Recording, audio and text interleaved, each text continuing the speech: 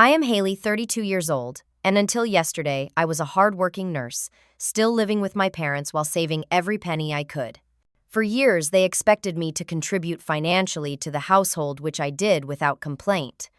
What they did not know was that I had secretly bought a house after years of careful saving. At our family BBQ last weekend, my father humiliated me in front of everyone, laughing as he demanded I either pay higher rent or finally move out.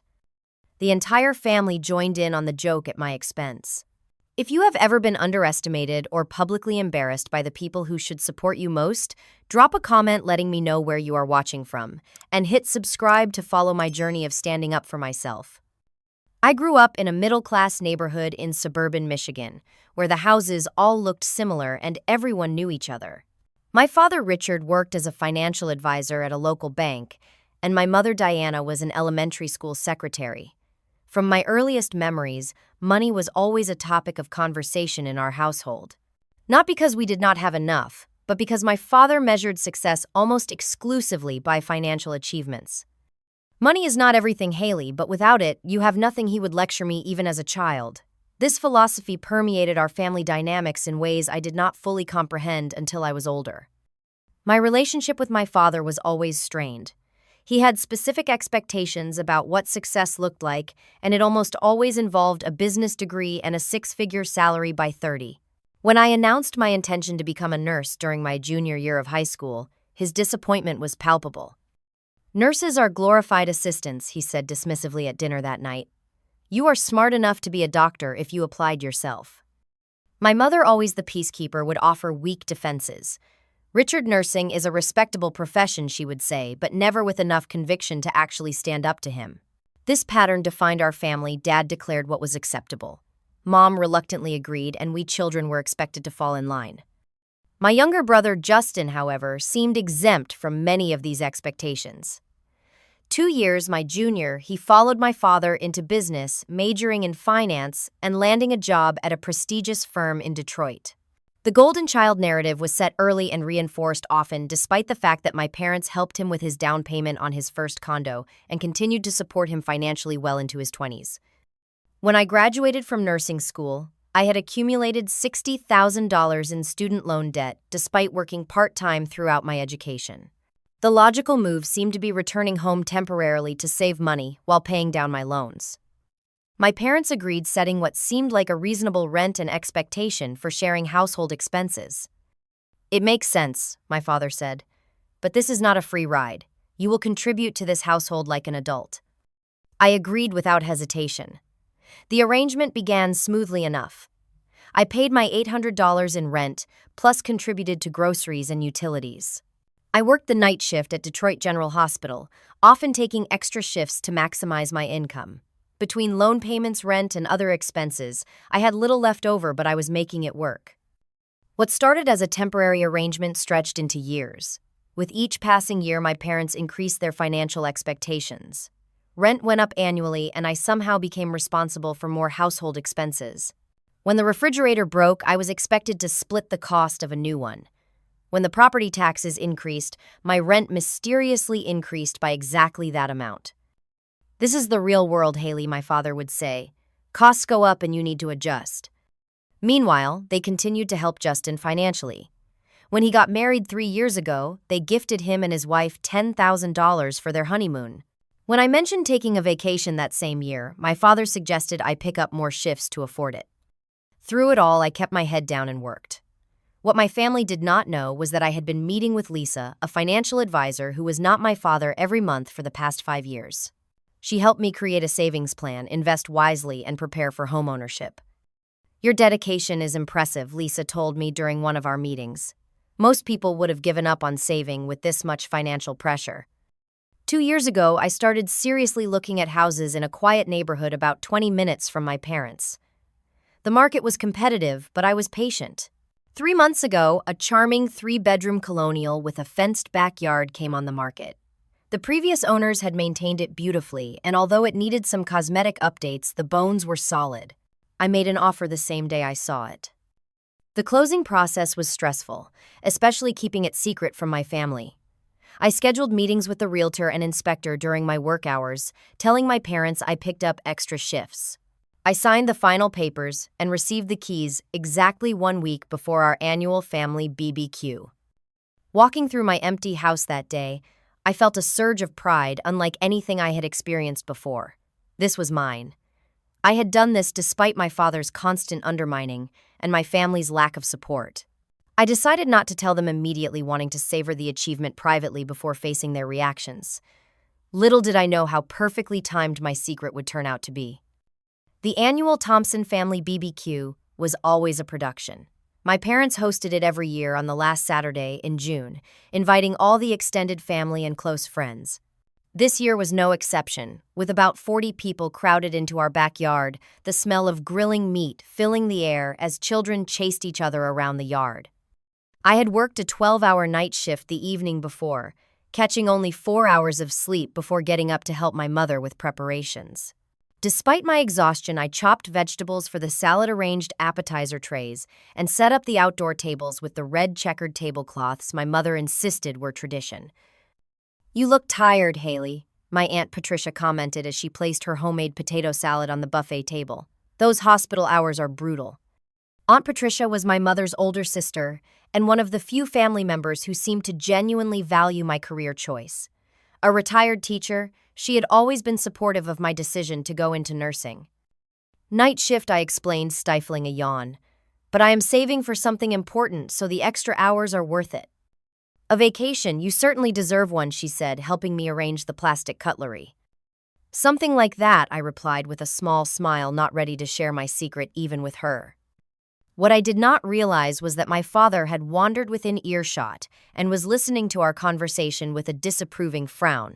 He moved away without commenting, but I would soon discover he had misinterpreted my words entirely. By 6 o'clock, the backyard was full of chattering relatives. My cousin Emma was showing off her engagement ring. My Uncle Bill was arguing politics with anyone who would listen, and the younger children were playing an elaborate game of tag that seemed to involve much screaming. I sat at a table with my aunt, nursing a lemonade and fighting to stay awake. Dinner was served buffet style, and everyone filled their plates with burgers, hot dogs, and various side dishes before finding seats at the scattered tables. My father stood up, beer in hand, to make his usual welcome speech. Typically, these involved thanking everyone for coming, perhaps announcing any family news and a toast to good health. This time, however, he had a different agenda. "Before we dig in, I want to thank you all for coming to our annual gathering," he began normally enough. "Family is everything, and teaching our children responsibility is part of what makes this family strong." There was something in his tone that made me look up from my plate. He was looking directly at me, a slight smirk on his face. "Speaking of responsibility," he continued, "Diana and I have been discussing our living arrangements. Haley here has been with us for quite some time after college, which we have been happy to accommodate." A sinking feeling grew in my stomach as conversations around the yard died down. Everyone was watching now. However, I overheard an interesting conversation today about saving for something important. A vacation, perhaps. He chuckled, and a few others joined in uncertainly. "So I think it is time we address the elephant in the room. Haley, you are 32 years old. Either your rent is doubling next month, or it is time for you to finally move out and stand on your own 2 feet. The silence that followed was excruciating. Then my cousin Jake snickered, and suddenly several people were laughing.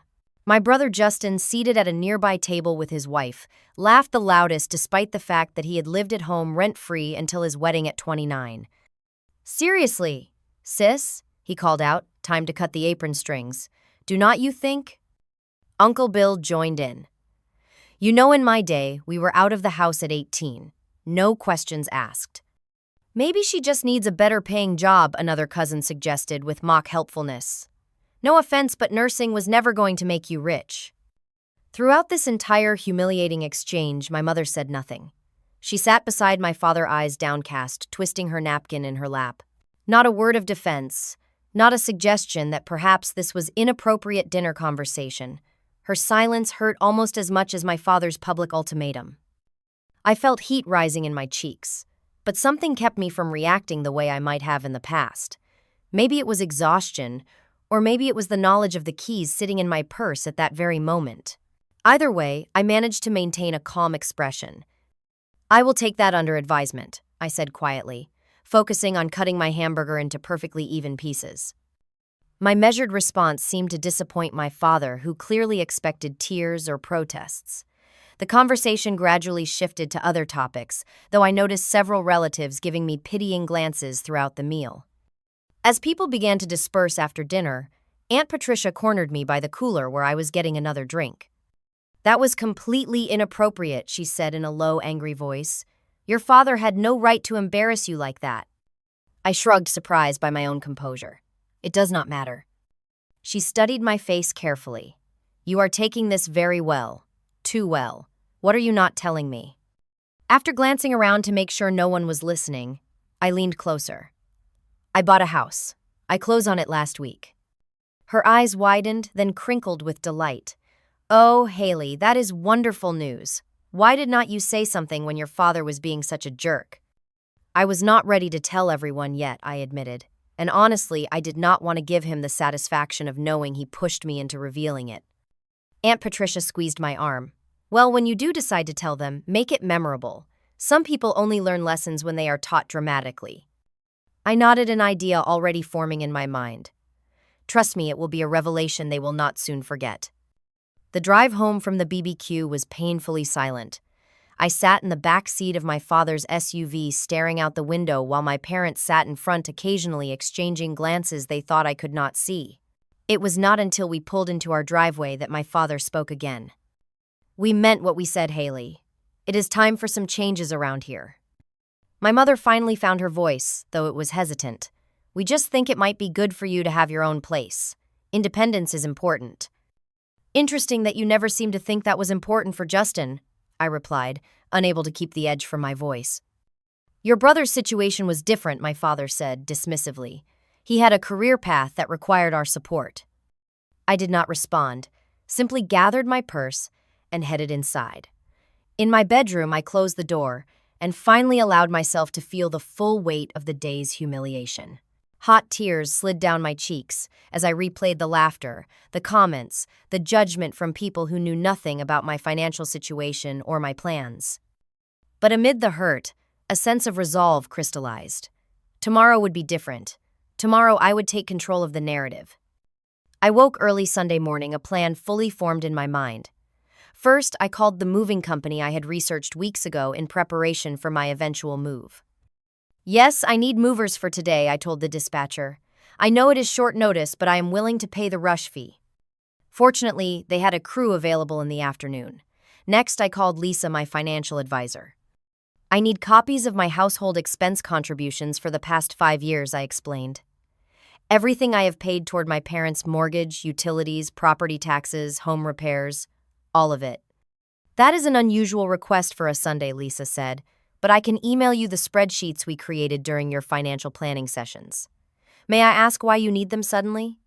"It is time my family understands exactly what my living at home has meant financially," I replied. While waiting for the email, I took a personal day from work and began packing once my parents left for their weekly brunch with friends. I had already purchased packing supplies and stored them in my closet, anticipating this day would come. Eventually, though not quite so dramatically. As I folded clothes and wrapped picture frames, memories surfaced with each item. The nursing school graduation photo my mother had framed, despite my father's lukewarm response to the achievement. The handmade quilt from my grandmother, who had always encouraged my independence. Books, trinkets, mementos from a life lived partially in shadow, always trying to meet impossible expectations. In my desk drawer, I found a birthday card from when I turned 16. "Reach for the stars," my father had written in uncharacteristically supportive language. I wondered when and why his belief in me had diminished, or if it had ever truly existed at all. My phone rang, interrupting my thoughts. It was Justin. "Hey, sis," he said, his voice suspiciously friendly. "About yesterday?" "Yes," I prompted when he paused. "Dad was just trying to motivate you. You know how he island?" I continued folding a sweater, saying nothing. Anyway, Justin continued, "Sarah and I are looking at a new car, and I am a little short this month. Could you float me a loan? Just $2,000. I will pay you back after my bonus comes through." The audacity was breathtaking. After laughing at my expense yesterday, He was calling for money today. It was a familiar pattern, one I had allowed for far too long. I am afraid that will not be possible, I said calmly. Come on, Haley. You are always so good with money. I know you have savings. Yes, I do, and I have plans for every penny. His tone shifted instantly from friendly to irritated. Seriously, after all the times I have helped you? I actually laughed at that. Name one time, Justin. The silence on the other end was telling. I have to go. I am in the middle of something important. I hung up before he could respond, feeling a strange lightness. It was the first time I had ever refused one of his requests, and it was surprisingly easy. Lisa's email arrived with detailed spreadsheets documenting my financial contributions to my parents' household. The numbers were stark when laid out so clearly. Over the past 5 years, I had contributed nearly $70,000 toward household expenses, not including groceries and incidentals I regularly purchased. According to our original agreement, costs were supposed to be shared equally, but the documentation showed I had been paying roughly 70% of the household expenses, while my parents covered the remaining 30%. I printed the spreadsheets and placed them in a folder which I set aside for later. Then I continued packing methodically, room by room, until everything I owned was in boxes and suitcases. By noon, I had cleared out most of my belongings. I called Aunt Patricia to fill her in on my plan. I want you to be there, I told her. I could use the moral support. Wild horses could not keep me away, she assured me. Should I bring popcorn? Her joke made me smile for the first time that day. Just bring yourself, and maybe my cousin Lena if she is free. She was the only other person who did not laugh yesterday. We will be there. Just text me the time and address. I sent a similar message to a few friends from work who had heard about the BBQ incident and offered support. Then I took a break, sitting on my stripped bed and going through my mental checklist. Everything was in order. Now I just needed to maintain my composure when the moment arrived. The movers were scheduled for 2 o'clock. My parents would be home by 1:30. Perfect timing for the confrontation I had been rehearsing in my mind all morning. I practiced what I would say, determined to stay calm and factual rather than emotional. This was not about revenge, it was about respect and recognition. By the time I heard my parents' car in the driveway, I was ready. The stage was set for a revelation that would permanently alter our family dynamic. At precisely 2 o'clock, a large moving truck rumbled down our street and parked in front of the house. I was waiting in the living room, scrolling through my phone with forced casualness when the doorbell rang. My father, who had been reading the newspaper and pointedly ignoring me since returning from brunch, looked up with confusion. Are you expecting someone? He asked. Without answering, I went to open the door. 2 burly men in company uniforms stood on the porch. Haley Thompson, we are here for your move, the taller one said, consulting his clipboard. Perfect timing, I replied, stepping aside to let them in. The boxes are upstairs, first door on the right. The furniture stays except for the bookshelf marked with green tape. My father appeared in the hallway, his face a mixture of surprise and satisfaction. Well, this is unexpected. I did not think you would act so quickly on our conversation. My mother emerged from the kitchen, wiping her hands on a dish towel, her expression worried. Haley, what is happening? I am moving out, I said simply. As requested. A smug smile spread across my father's face. Good for you taking initiative. Found an apartment already, did you? Something like that, I replied, maintaining an air of mystery that clearly irritated him. My mother wrung her hands anxiously. But this is so sudden. We should discuss this as a family. What about your contribution to this month's bills? The property taxes are due next week. Of course, that would be her first concern. Not whether I had a safe place to go or if I needed help, but how my departure would affect their finances. The movers worked efficiently, carrying boxes down to the truck while my parents watched with growing unease. I supervised, calmly checking items off my list as they were loaded. The doorbell rang again, and this time my brother Justin stood there with his wife Sarah. Mom called me, he explained, eyeing the moving truck. What is going on? Having a tantrum about yesterday? Just following Dad's suggestion, I replied coolly. Moving out. Where are you going to live? Sarah asked, sounding genuinely concerned, unlike my brother. You will see soon enough, I told her with a small smile. Justin snorted. Probably some crappy studio apartment she can barely afford. Should have taken my advice years ago and gone into pharmaceutical sales. I did not bother responding to that. The movers had nearly finished loading the truck, and my strategy was working perfectly. My family's curiosity was piqued exactly as I had planned. "All done, ma'am," the head mover announced after bringing down the last box. "Do you want to follow us to the new address, or will you be riding with us?" "I will follow in my car," I replied. "My family will be coming separately." My father raised his eyebrows. "Will we now?" "I assumed you would want to see where I am going," I said with feigned innocence, "to make sure I am not making another poor life choice." The barb hit its mark. My father grabbed his car keys from the hook by the door. "Fine. Let us see this place you have managed to rent on such short notice." My mother hurried to get her purse clearly torn between concern and curiosity. Justin and Sarah exchanged glances before he announced they would come too. "We will take our own car," Justin said, "in case this little drama runs long." I nodded, hiding my satisfaction. The more witnesses, the better. As I was about to leave, the doorbell rang once more. Aunt Patricia and my cousin Lena stood there along with my friend Megan from the hospital. "Perfect timing," I greeted them. "We are just heading out." My father frowned at the unexpected additions to our procession. "What is this, a parade?" "Support team," Aunt Patricia replied, cheerfully linking her arm through mine. "We would not miss this for the world." Our small convoy followed the moving truck through town, out past the mall and into the Pleasant Hills subdivision, a desirable neighborhood with tree-lined streets and well-maintained homes.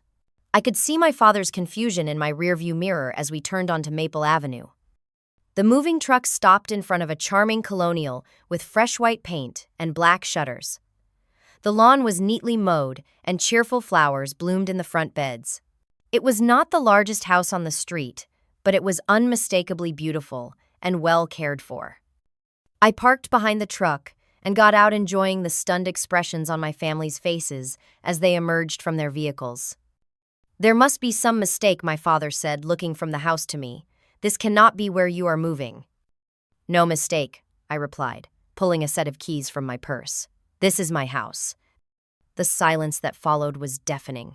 My mother's mouth actually fell open while Justin stood frozen halfway out of his car. Only Aunt Patricia was smiling, a proud gleam in her eyes. "Your house," my father finally managed. "You bought a house. When? How?" "I closed on it last week," I replied, walking toward the front door. "Movers, you can start bringing everything inside. First bedroom on the left upstairs is mine." I unlocked the door and stepped inside my family, following in shocked silence. The entryway opened to a spacious living room with hardwood floors and large windows that filled the space with natural light. I had already purchased a few pieces of furniture, a tasteful gray sectional sofa, a coffee table, and a television stand that were delivered earlier in the week. "As you can see, it needs some decorating still," I said, gesturing around the room. "But it has 3 bedrooms, 2.5 baths, and a beautiful backyard. Perfect for me." My mother wandered through the space in disbelief, touching the granite countertops in the kitchen with trembling fingers.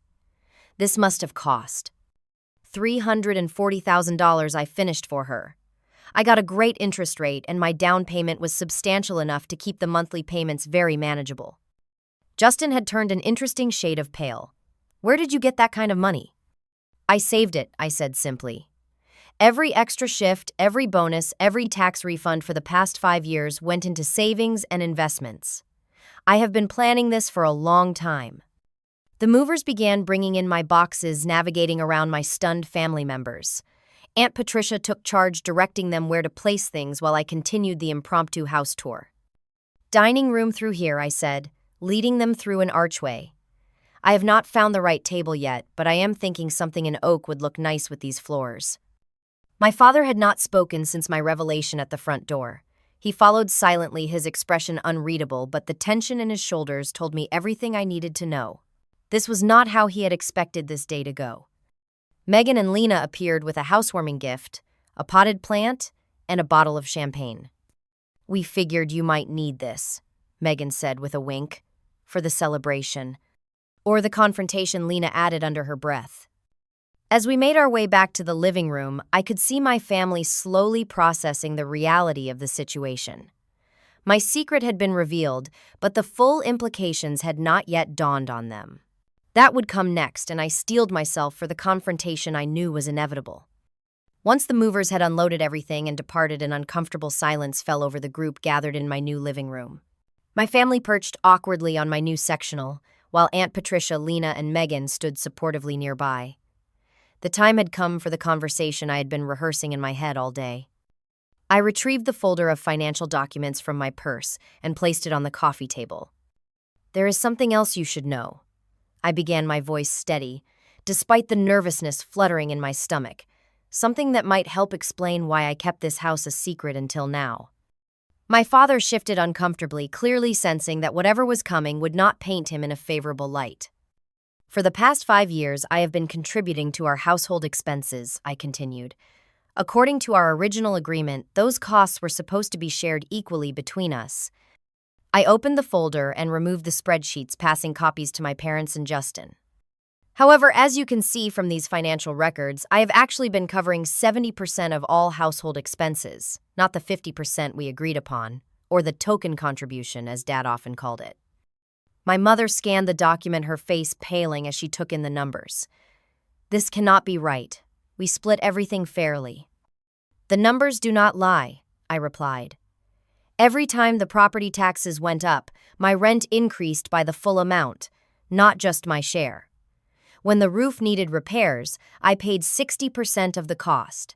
The new furnace last year, I covered most of that too." My father's face had turned an alarming shade of red as he flipped through the pages. "What is this supposed to prove? That you were a responsible tenant? That was the expectation." "The point," I said firmly, "is that I was not just a tenant. I was essentially subsidizing your lifestyle while being treated like a financial burden. And that ends today." The implications of my words hung in the air for a moment before my mother gasped in understanding. "You mean?" "I mean that I will no longer be contributing to your household expenses," I confirmed. "No rent, no property tax contributions, no utility payments, nothing." The color drained from my father's face as quickly as it had appeared. For a man who built his life around financial planning, the sudden removal of a major income source was clearly causing rapid mental calculations. "You cannot just cut us off," he sputtered. "We have budgeted with your contribution in mind." "Just like I had to budget when you raised my rent with no notice," I countered. "Or when you expected me to help pay for Justin's wedding gift while giving me nothing for my nursing school graduation." Justin jumped in, his voice defensive. "That is not fair. Dad was just trying to motivate you, to push you to be independent. By charging me more than my fair share. By mocking me in front of the entire family. That is not motivation, Justin. That is financial exploitation and emotional manipulation." My mother began to cry, dabbing at her eyes with a tissue Lena silently handed her. "We were just trying to teach you financial responsibility," she insisted. "Everything we did was for your own good." "Was it for my own good when you stayed silent while Dad humiliated me yesterday?" I asked quietly. "Was it for my own good when you supported Justin financially for years while telling me I needed to stand on my own 2 feet?" She had no answer for that, looking down at her hands in her lap. My father, recovering from his initial shock, attempted a different approach. "You are overreacting to a bit of family teasing. This is about family loyalty, Haley. After everything we have done for you." At that, Aunt Patricia snorted loudly. "Family loyalty. Richard, you publicly humiliated your daughter who has been quietly supporting you financially for years. What part of that demonstrates loyalty from your side?" My father glared at her. "This is between us and our daughter. You have no place in this discussion." "I invited her," I stated firmly, "because unlike you, she has supported my choices and respected me as an adult." I took a deep breath, centering myself for what needed to be said next. "I want to be clear about something.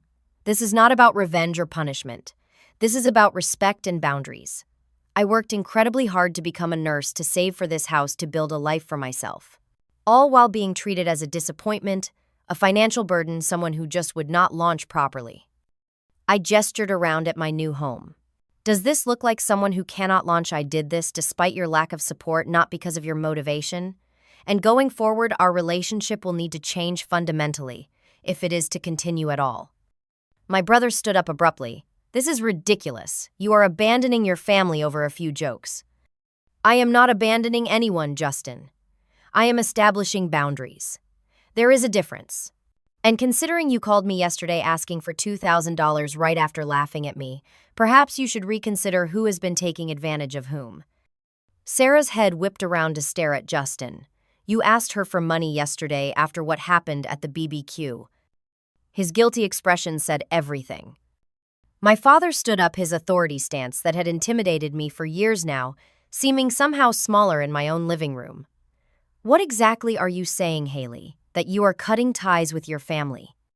I am saying that from now on, our relationship will be based on mutual respect or it will not exist at all.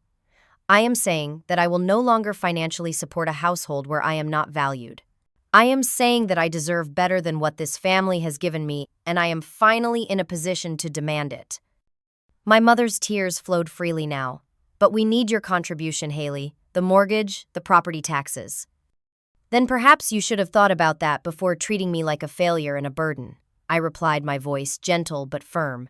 You have options. You can downsize budget differently, or Dad can pick up consulting work. You are both healthy and capable. You will figure it out just like you always told me I needed to do.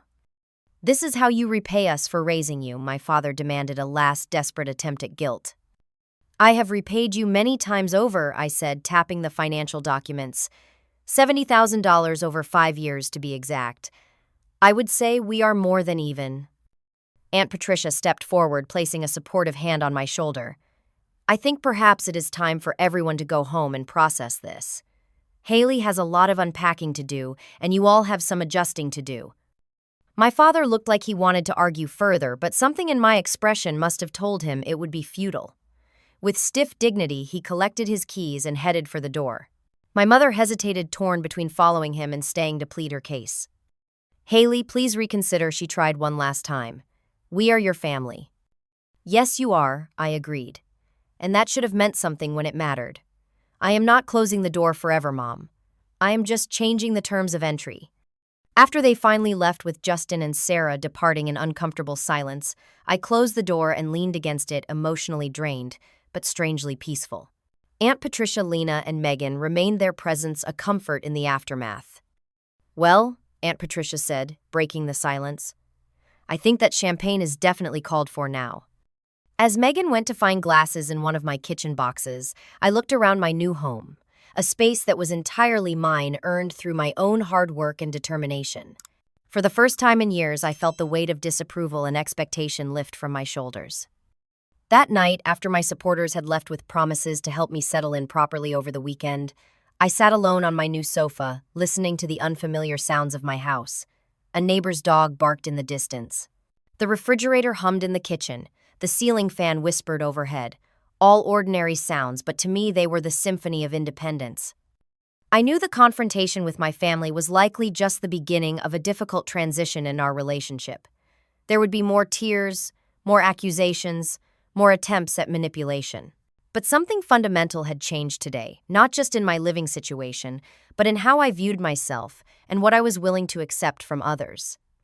As I prepared for my first night in my new home, I felt a complex mixture of emotions, liberation, sadness for what our family relationship could have been, and most surprisingly, pride. Not just in my new house, but in finally standing up for myself in a way that could not be dismissed or minimized. Tomorrow would bring new challenges, but tonight I would sleep soundly in a space that was entirely my own. The week following my move was both liberating and challenging.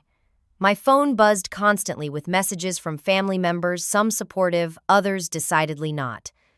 My father's first text came Tuesday morning, barely 48 hours after our confrontation property tax bill came. Your portion is $840. Please send check as soon as possible. I did not respond, which prompted a follow-up call that evening that I let go to voicemail. Haley, this is your father. I understand you are making a point, but we had an agreement. These bills do not pay themselves. The lack of acknowledgement about our previous conversation was telling. He was attempting to re-establish the old dynamic as if nothing had changed. I deleted the message without calling back. My mother took a different approach, sending daily texts that oscillated between guilt trips and tentative olive branches. We are struggling to adjust our budget without your contribution. Dad is very stressed. And later, I cleaned your room today. It feels empty without your things. The most transparent attempt came on Thursday. The water heater is making strange noises. Your father says we might need to replace it. Not sure how we will afford it. Each message was designed to pull me back into the caretaker role I had played for so long financially and emotionally. I responded only to the most neutral messages, keeping my replies brief and factual. Justin's reaction was the most volatile. After Sarah confronted him about asking me for money, he sent an angry text accusing me of trying to destroy his marriage and turning everyone against him. When I did not engage with his drama, he showed up at the hospital during my shift on Friday, causing a scene in the lobby until security escorted him out. My supervisor, Dr. Reynolds, called me into her office afterward. "Everything okay, Haley? That did not look like a happy family reunion." I gave her the condensed version of recent events, embarrassed that my personal life had spilled into my workplace. To my surprise, she was completely supportive. "Good for you setting boundaries. That takes courage. If he comes back, we will handle it. You are too valuable to this unit to be distracted by family drama." Her words meant more than she could know. Being valued for my professional contributions was refreshingly different from how my family viewed me. While my immediate family struggled with the new reality, the extended family dynamics shifted in interesting ways. My aunt's social media post congratulating me on my new home, so proud of my niece Haley for purchasing her first home. Hard work and determination, payoff, created a flurry of comments and questions, forcing the truth into the place. Open. Relatives who had laughed at the BBQ now messaged me privately, their tone markedly different. "Your house is beautiful. You must give me the name of your financial advisor. Always knew you were the smart one in the family. Richard never mentioned you were buying a place. Classic him to keep quiet about your success."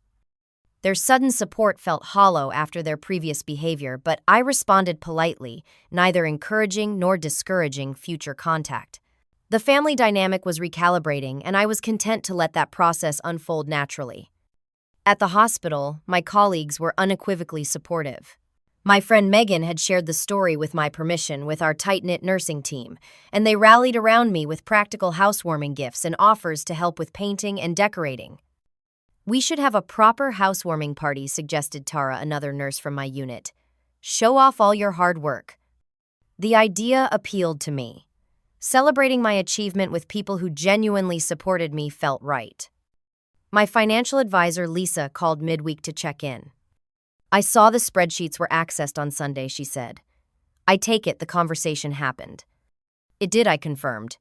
"It went about as well as expected." "And how are you feeling about it?" I considered the question carefully. Lighter. Like I put down a heavy backpack I had been carrying so long I forgot it was there. "That is a perfect description of setting healthy financial boundaries," she said. "By the way, I would be happy to review your parents' financial situation if they need guidance adjusting to their new budget reality. Pro bono, of course." I thanked her for the offer but explained that my father's pride would never allow him to accept financial advice from someone else, especially someone connected to me. Lisa understood completely. "Their financial difficulties are not your responsibility, Haley. Remember that when the guilt creeps in." It was good advice, especially when my parents escalated their efforts that weekend. They showed up unannounced Sunday afternoon while I was planting flowers in my front garden. "We need to talk," my father announced, standing stiffly on my front walk. "This situation is untenable." I straightened up, brushing dirt from my gardening gloves. "I am happy to talk, but I am not changing my position." "The mortgage payment is due next week," my mother interjected. "We are short $600. "That sounds like something you need to discuss with your bank," I replied calmly. "Would you like to come in for some iced tea? I made a fresh batch this morning." The non sequitur threw them off balance. This was not the script they had rehearsed, where I would either capitulate to their financial demands or engage in an emotional argument they could dismiss. Surprisingly, they accepted the offer. We sat on my new patio furniture in the backyard, an awkward family tableau. I maintained pleasant but neutral conversation, asking about their week and commenting on the weather, steadfastly avoiding any financial discussions.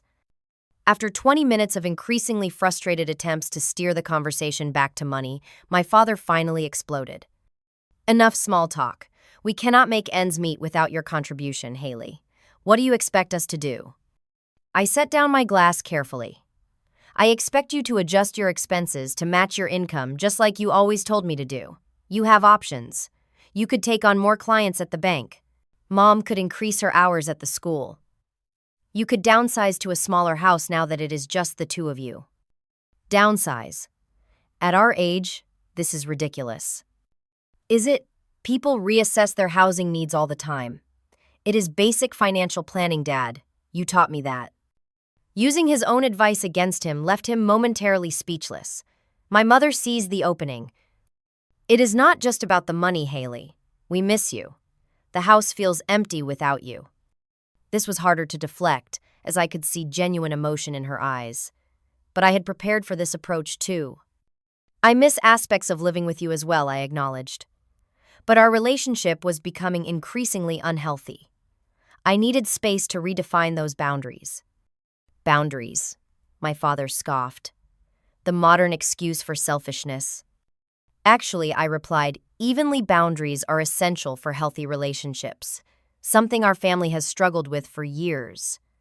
They left shortly after, frustrated by their inability to sway me, but perhaps beginning to accept that their financial situation truly had changed. I watched them drive away with mixed emotions.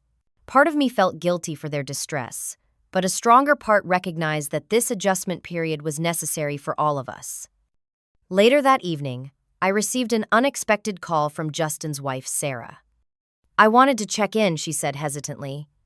Things have been tense here since your move. I can imagine, I replied, uncertain of her motives. Justin is angry, but I think it is mostly embarrassment. He never realized how much you were contributing to your parents' household.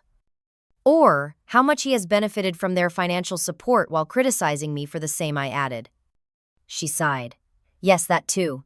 I've been trying to get him to see the double standard, but it is a work in progress. We talked for nearly an hour, the most genuine conversation we had ever had. Sarah confessed that they, too, had been receiving financial help from my parents' loans. They had never been expected to repay gifts that were far beyond what my parents could comfortably afford.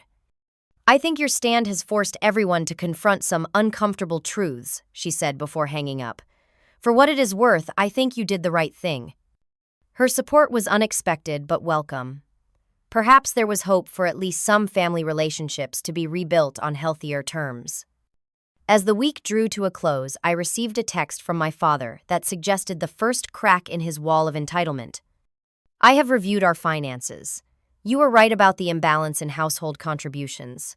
This does not excuse your abrupt departure, but I acknowledge the arrangement was not as equitable as I represented. We will manage our finances moving forward. It was not an apology, but from my father, it was as close as I was likely to get to an admission of wrongdoing. I considered it progress. My mother followed up with a more emotional message. Your father would never admit it, but he was wrong about how we treated you. I was wrong too for not speaking up. I hope someday you can forgive us. I responded to her message with a simple thank you for acknowledging that. It means a lot. Small steps, but steps nonetheless. As I settled into my new home and new life, I realized that standing firm had not destroyed my family as I had feared. Instead, it was forcing a painful but necessary evolution. What emerged on the other side might actually be stronger for having faced the truth. 6 months after moving into my house, I stood in my kitchen preparing appetizers for my own small gathering. The journey since that dramatic weekend had been one of growth challenges and unexpected healing. My home had truly become my sanctuary. I had painted the walls in colors I loved, planted a small vegetable garden in the backyard, and filled the space with furniture and decor that reflected my personality. Each mortgage payment brought a sense of pride and accomplishment. Need any help with those? Asked my neighbor Diane, who had become a close friend since I moved in. A retired nurse herself, she had taken me under her wing, sharing gardening tips and neighborhood history over cups of coffee on our adjoining patios. I think I have got it covered, but thanks, I replied, arranging crackers around a homemade cheese ball. Hard to believe it has been 6 months already. And look how much has changed, she observed, gesturing around my now fully furnished dining room. Not just the house, but you. You carry yourself differently now. She was right. The confidence I had gained extended beyond my personal life into my professional one as well. 3 months after my move, I had applied for and received a promotion to charge nurse on my unit. Dr. Reynolds had cited my increased focus and leadership skills in her recommendation. Your work has always been excellent, she told me after announcing the promotion. But lately, you have been stepping up in ways I had not seen before, taking initiative, mentoring newer staff, suggesting process improvements. Whatever changes you have made in your personal life, they are reflecting positively in your professional one. I knew she was right. Freed from the constant stress of navigating my family's expectations and financial demands, I had more emotional and mental energy to invest in my career and myself. My relationship with my parents had evolved as well, though not without difficulties. After the initial confrontation and their subsequent financial reality check, we had entered a period of minimal contact. Texts, occasionally brief phone calls on birthdays and holidays, but no visits. That changed around the 4-month mark when my father experienced a health scare, a minor heart attack that required a brief hospitalization. My mother called me in tears, and I went to the hospital immediately, my nurse training overriding any lingering resentment. Seeing my father in a hospital bed looking suddenly older and more vulnerable shifted something in our dynamic. We did not discuss finances or the past. We simply existed in the same space as a father and daughter concerned for each other's well-being. After his release, I began visiting their home, occasionally brief, cordial visits that slowly rebuilt a foundation of mutual respect. My father, perhaps humbled by his health scare or simply recognizing the permanence of our new arrangement, made visible efforts to show interest in my life and career without judgment. "Your house is looking good," he commented during one of my visits, surprising me with the unsolicited compliment. "You have always had a good eye for detail." Small moments like these, while not erasing the past, suggested the possibility of a healthier relationship moving forward. My mother visited my house more frequently, usually bearing small gifts, houseplants, or baked goods as peace offerings. During one such visit, she finally offered the apology I had not realized I was waiting for. "I should have stood up for you," she said as we sat on my patio. "All those years at the BBQ, all of it. I was wrong to stay silent, and I am sorry." The simple acknowledgement was surprisingly healing. "Thank you for saying that," I replied. "It matters." The most significant change came when they downsized to a smaller townhouse, a decision forced by financial necessity, but ultimately embraced as practical for their stage of life. "Less to clean, less to maintain," my mother rationalized, though I knew the adjustment had been difficult for them. "And your father is actually enjoying the community aspects of the development. He has joined the resident investment club." Their new financial reality had required adjustments. My father had taken on additional consulting work, and my mother had increased her hours at the school. But they were managing, and the experience seemed to have prompted some overdue reassessment of their values and priorities. My relationship with Justin remained the most strained. His initial anger had eventually given way to grudging acceptance, but our interactions remained superficial. Sarah, however, had become an unexpected ally, often reaching out separately and occasionally visiting without him. "He is coming around slowly," she assured me during one such visit. "Having to budget carefully for the first time has been a shock to his system, but I think it is good for him. For us, really." The broader family dynamic had settled into a new normal as well. Some relatives, embarrassed by their behavior at the BBQ, maintained distance. Others made efforts to establish individual relationships with me separate from the previous family hierarchy. Aunt Patricia remained my strongest supporter, proudly telling anyone who would listen about my house and promotion. "Always knew you were the sensible one," she would say. "Just needed everyone else to catch up to what I already knew." As I finished preparing for my small gathering, a combination housewarming and promotion celebration 6 months in the making, I reflected on the lessons of this journey. Financial independence had given me more than just a home. It had given me the freedom to define my relationships on my own terms. I had learned that respect cannot be demanded, but must be earned on both sides. That family love should be unconditional, but healthy family relationships require boundaries. That sometimes losing what you thought was support reveals your own strength. The doorbell rang, announcing the first guests. Before answering, I took a moment to look around my home with pride. This was not just a house, it was tangible proof of my worth, my capability, my resilience. The gathering was small but meaningful. Aunt Patricia and Cousin Lena, friends from the hospital, neighbors, and yes, my parents, who had accepted the invitation with visible effort to be supportive. Justin and Sarah arrived later, his discomfort obvious, but his presence a step toward reconciliation. As we all gathered in my backyard, the spring evening perfect for outdoor dining, my father approached me with an uncharacteristically hesitant expression. "Your mother and I have been talking," he began. "We want you to know that we are proud of what you have accomplished. It was not the path I would have chosen for you, but I cannot argue with the results." Coming from him, it was a profound acknowledgement. "Thank you," I said simply. "That means a lot to me." Later, as everyone mingled and conversed, I found myself standing on my back porch, watching this mix of old and new relationships unfold in my space. My parents chatting with my neighbors, colleagues from work laughing with my cousin. All of these connections existing because I had finally claimed my independence and worth. I had forgiven my family not because they deserved it, but because holding on to resentment would only limit my own growth. But forgiveness did not mean returning to old patterns. The boundaries I had established remained firm, creating the foundation for healthier relationships on all sides. As the evening wound down and guests began to depart, I walked my parents to their car. "This was lovely, Haley," my mother said, hugging me. "We are so happy for you." My father nodded in agreement. "You have built something good here," he said, gesturing toward the house. "Not just the property, but your life. It island. Impressive." 6 months ago, I had been desperate for this approval. Now I appreciated it, but no longer needed it to validate my choices. My worth was not determined by their assessment, but by my own standards and achievements. After everyone had left, I sat alone on my porch swing, enjoying the quiet of my neighborhood and the satisfaction of the evening. The journey from that humiliating BBQ to this moment had been challenging but transformative.